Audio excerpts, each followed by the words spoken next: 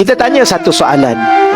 Kenapa Allah kadang-kala dia susahkan kita, dia sakitkan kita, dia buat sebab-sebab yang mendatangkan kekecewaan kepada kita?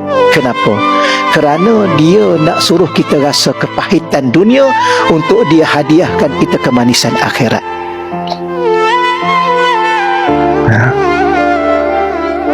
Okay. Boleh faham? Itulah sayangnya Allah pada diri kita. Allah, kalau macam ni kenapa kita masih lupa dia? Kenapa masih kita pertikai dia? Kenapa masih kita tak redha dengan dia? Kenapa? Apa masalah kita sebenarnya? Kita nak senang ke? Kita nak susah?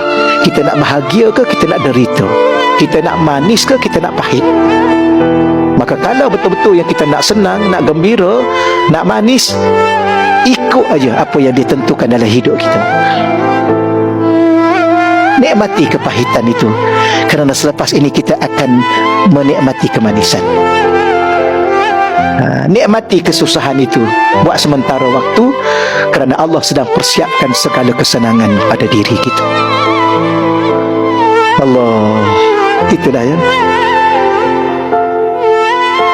Penat. Sebenarnya kita penat dengan diri kita sendiri. Susah. Kerana kita yang cari pasal dengan diri kita sendiri. Maka kita yang susahkan diri kita.